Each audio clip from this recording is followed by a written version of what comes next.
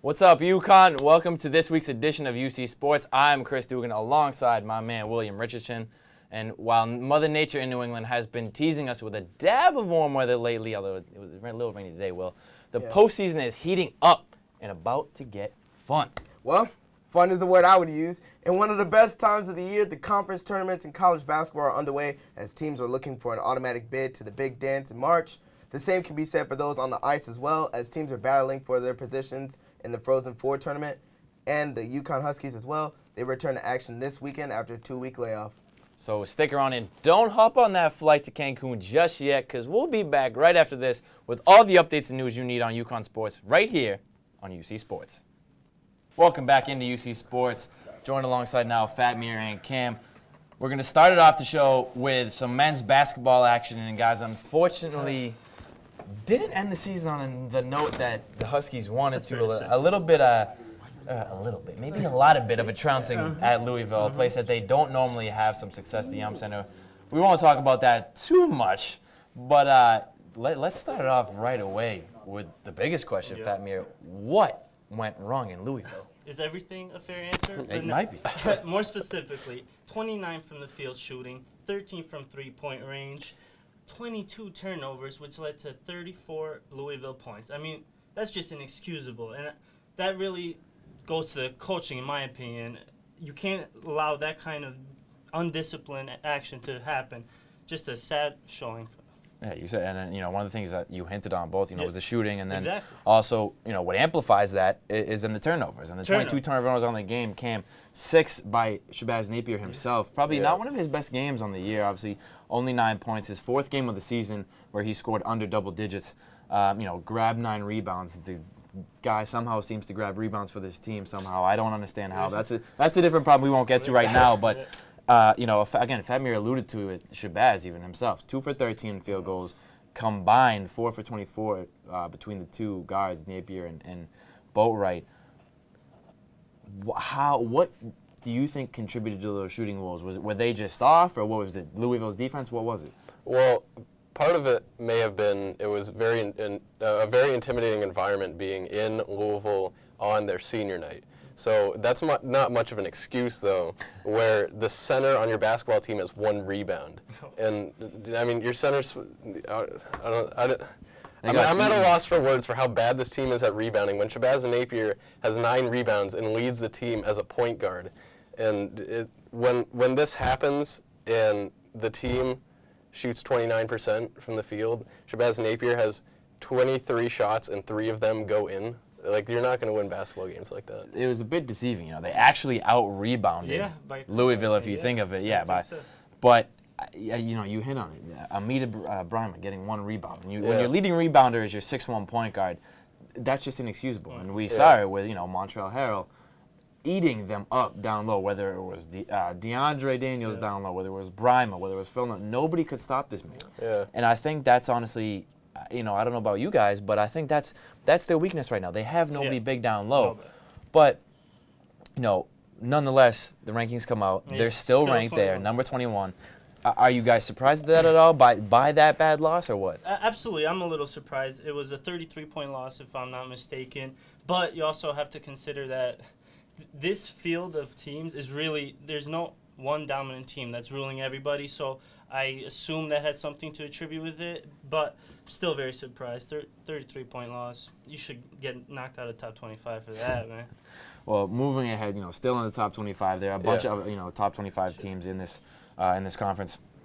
So that starts this week for the Huskies. Yeah.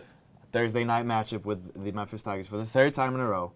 Beat them twice already. They have to go down to Memphis now, essentially a home game for Memphis, and beat them again. What 3 times? Not doesn't normally happen. Hopefully not a charm. That doesn't normally happen. But the quarterfinal matchup with Memphis. What are you looking for the keys in this game, Cam? Well, I think they match up really well with Memphis, where Memphis does have some very good forwards, very good center. Shaq Goodwin is a very good big man for Memphis, but he's not so big that the UConn players like DeAndre Daniels and Amita Brima can't muscle him out of the paint once in a while and get a couple rebounds.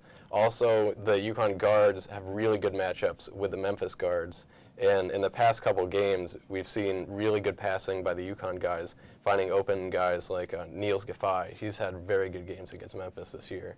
No, I think we can all agree that UConn will be in the tournament come Selection Sunday. Whether or not they get that automatic bid, maybe increase their seeding, we will see. That is something to be determined, Fatmir. Yeah. But do you think, as of right now, Joe Lunardi on ESPN has them as a 5. They've been anywhere from a 5 to 7 and 8. Yeah. Very quickly before we move on, what do you think is going to look into being their seeding for the tournament? I would be surprised if they anything above a 5. I mean, they're an average team, and a 5 seed seems appropriate for this team right now. All right, now quickly, that's that comes Sunday, Selection Sunday. Yeah. We'll see how that goes and where UConn winds up. Whether Placing east, north. There's no east. East, south, west, which has been very favorable to UConn. We'll see where that goes. But now we're gonna move it to the gridiron in football. And Pro Day was this past week also, guys. Finally we've seen a lot of, especially recently. Despite the struggles of the football team, some of the guys move up, show their stuff. Whether it's Donald Brown. Move on in there. Jordan Todman getting the shot this past year with the Jacksonville Jaguars. So again, Pro Day was this past weekend. Hannah Olsen and Mike Sevo were there for UC Sports. Let's take a look at what they had to say.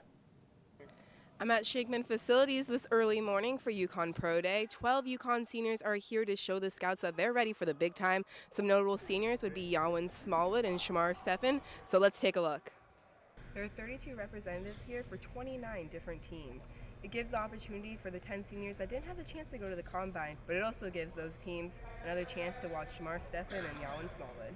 In the first event, the UConn athletes had the chance to show off their broad and vertical jump. This is where Taylor Mack really excelled. He had a 35.5 vertical jump. Then they went down to the bench presses where Ryan Donahue and Tim Willman really showed their stuff. Willman with 26 bench presses and then Donahue with 29. Taylor Mack had a great pro day today, but then when it came to the position drills, he's the only defensive back participating for UConn today. So the scouts just had him keep going, and by the end he was getting really tired and cramping up. Yawen Smallwood obviously participated in the NFL Combine, so he didn't do too much here today at UConn's Pro Day. Did a couple of position drills, but his hamstring has been hurting him. He said it's still 3 to 4 weeks until he's 100%. However, I did get an interview with him, so let's look at that.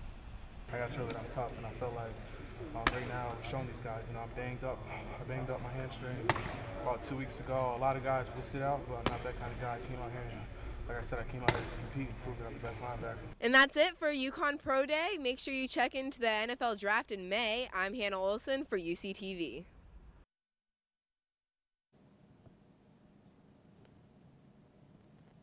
Well, we see there all the football athletes showcasing their talents, guys, and trying to impress the scouts for all the NFL teams. But one of the main guys there we saw was Yawen Smallwood, the linebacker who left after his junior year. Decided to leave after his junior year. Hurt his hamstring. Didn't have the greatest combine and hurt his hamstring, so that might knock him down a little bit, but still participated. What impressed you about him, Cam, at the Pro Day? I was really impressed with his vertical. He had a 36.5-inch vertical for a linebacker. That's pretty good, and that really speaks to some of his traits as a linebacker.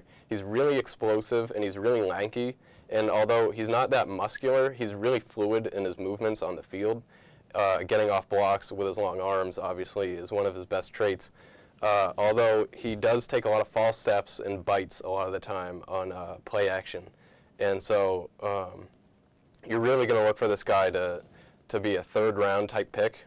Especially, he might move down a little bit with that hamstring, but I'm still looking at this guy as a person who could spend a lot of time in the pros and definitely play on a real team. They've produced a lot of linebackers lately. C.O. Moore being the latest, obviously last year going to the Oakland Raiders. We'll see if Yawen Smallwood can follow in his footsteps into the NFL. But quickly moving on to a little bit unfortunate news. Fatmir Brown, the safety, would have been a senior this year. Unfortunately, had a career-ending injury that was discovered this past offseason, spinal stenosis, a narrowing of the spinal canal, limiting his movements and all that.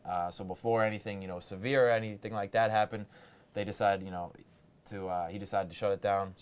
Ward Manuel, who also suffered an injury, career-ending injury at Michigan, and then his father, Brown's father, also who had one, decided, gave him some pep talk. What do you think is the biggest transition he's going to have to go through now? Oh, absolutely. I mean, doctors have officially told him that his career is essentially over, which is heartbreaking because he did have NFL potential. So now he's going to have to maybe transition to possible coaching or something like that. Just start off somewhere. That it's really unfortunate for a young kid to lose his entire career. And I heard doctors said that he's had that injury almost his whole life, but now just you got to take care of your health first and foremost. And, it's good to see that. He has a position been offered to him as a student coach. We'll see if he's going to accept that. Last quick note, a game versus Army at Yankee Stadium was announced last week, March 6th. So everybody knows is looking forward to that. Football in the house that Jeter built. We'll see how that goes this year. You guys want to make sure you get tickets for that. But stay tuned. We'll be right back with UC Sports. Will Richardson and Eddie Leonard will be back talking some women's basketball and a crazy, crazy sequence that happened to women's lacrosse. You don't want to miss that.